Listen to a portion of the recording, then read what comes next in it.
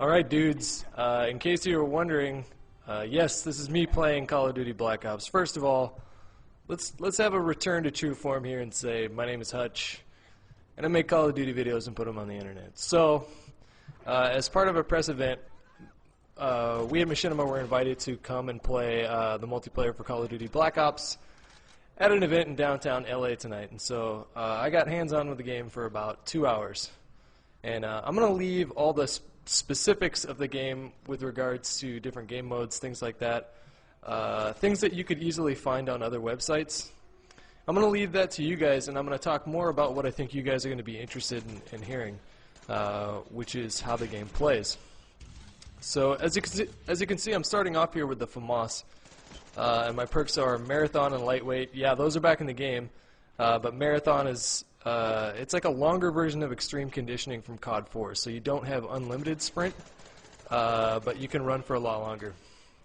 My middle perk, I believe, is Steady Aim, and here you see me using the RC car, and for this particular map, it was really buggy and glitchy. I'm sure they'll fix that before the full game comes out, but as you'll see, I mean, like, this is the first time I used it. It's a 3-kill streak, so you get it after 3 kills. And it's unlimited. You can go for as long as it takes, which, in my opinion, there it's kind of bugging out a little bit there. In my opinion, that's a little bit too much. Like, I think that they should put some kind of a time limit on it, maybe 15 minutes. This is the first time I had ever pulled out this kill streak, and so I really didn't know how to handle it, and I just gave up and I pulled the trigger because I wanted to get back in the game. So you set off the explosion by hitting the right trigger, and you're good to go. So I chose to use the FAMAS for this, which is fully automatic in this game, because I really wanted to get in there and be aggressive and get a handle on the map before I did anything like trying sniping. And it ended up, the entire night I basically avoided sniping because if I don't know a map, I'm not really going to like try and run around with a sniper. And so here you see me pick up a light machine gun, and I go back to the FAMAS. But if you guys notice, the guns have recoil again. And the other thing that you should know is that there is no juggernaut and there is no stopping power. All the guns have the same base damage. Well, I don't mean to say that like one submachine gun has the same damage as an assault rifle. What I'm saying is that everybody has the same like base damage for their specific weapon. Nothing's going to change that so far as I can tell. A lot of you guys were asking about the snipers, and even though I didn't play it, I will tell you that when I was watching other people play, it didn't look too hard for them to get a one-shot kill. I have to break up this video because we can only show 3 minutes at a time, so this is the first video. Stay tuned for the next one. Alright, so continuing on from what I was just talking about a moment ago in part 1, there's a lot more recoil in this game, and the damage is a lot lower. So I was finding that with an assault rifle like the FAMAS, I was getting 3 or 4 hit markers at distance before I dropped a guy, which is a lot like COD 4 and even more so like Call of Duty 2. I couldn't help but think when I was playing this game that the way that the guns handled and the damage that they did played a lot like Call of Duty 2. So if you go back that far, if you guys played that game, then you'll know what I'm talking about. And here I was absolutely clueless and I just get shit on. For this match and for the match that I was playing after this, I actually didn't have any audio in my headphones, and so I was playing with this sort of weird handicap. I ended up doing alright anyways. And then I played another match of a different game type, which I'm going to upload a little bit, some clips from that later on.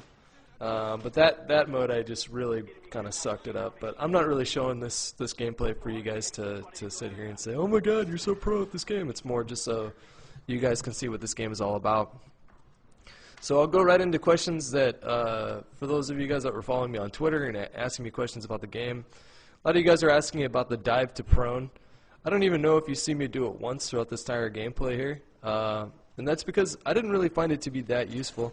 In fact, I think a lot of people are going to be, yeah, here's a little RC car. I think a lot of people are going to be doing that on accident when they try to drop shot. So the way that you dive to prone is if you're sprinting and you just hit the prone button, or I don't know if you hold it or if you just tap it, but you'll dive. And while you're diving, you can't shoot at all. It's purely an evasive tactic. And when you do it, the animation takes a minute before you can get out of that animation. So It's basically just to kind of get around corners if you're getting shot at, but it's not an offensive maneuver whatsoever. A lot of you guys were asking about the nade damage in the game. I don't know if you guys see me chuck any nades, I can't remember, but the nade damage is pretty much identical to that of Call of Duty World at War and Modern Warfare 2, which is, it's not like a return to Zeus grenades from Call of Duty 4. As far as like all your equipment goes, they broke it up into three different areas. You have lethal, which is like your grenades. You had Semtex regular grenade and I think a tomahawk instead of a throwing knife. Second one was tactical, so that had things like, tactical insertions back in the game, which I'm not a fan of at all, but what are you going to do? And then other those are more defensive tactics than anything else. And then your third one was a piece of equipment, and that's the things like the mobile camera, motion sensors, radar jammers, things like that. This one's about to wrap up, so stay tuned for part 3.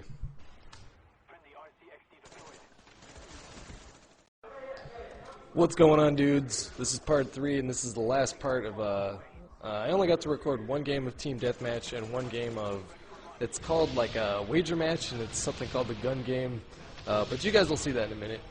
So overall, I just want to tell you guys my initial response to this game. We didn't play enough of it to, a lot of you guys are asking questions with regards to balance issues. Are the kill streaks balanced, or the weapons balanced, or the perks balanced, things like that. And my answer is that we just didn't have enough time to really gather all that information. Here we go with the buggy RC car again. Like I said before, this thing's a little out of control. I kind of wish that they would ramp it down a little bit and add a time limit. But oh well. But from what I can tell you right now, I do like the fact that it feels like it takes skill to kill people in this game. Like I was in kind of Modern Warfare 2 mode a little bit for like the first game that I played. And here's me just failing hard, and this guy's failing even harder. Gaming press suck, by the way, and it was actually a lot of fun playing because for the most part, the people that we were playing with were people from other magazines and things like that, or other websites, and for the most part, they are not very good at this game, and so that was fun. Secondaries, just so you guys know, shotguns are now primaries. Shotguns, you know, what I did play of them were really almost useless. Like it felt like I was getting hit markers when dudes were like 6 feet away, so you don't need to worry about shotguns being like insanely overpowered like they were in Modern Warfare 2, as far as I can tell right now. Of course, when this game comes out in 3 months and people are still watching this commentary, you know, all of a sudden we could find 10 different exploits in the game. And I could be completely wrong about these things, but from what I did play, I am very much looking forward to grabbing this game. Like it honestly did feel like it was going back to like Call of Duty 2 a little bit. I got to play real quick before this wraps up. I got a chopper gunner later on because we can only capture for like 20 minutes.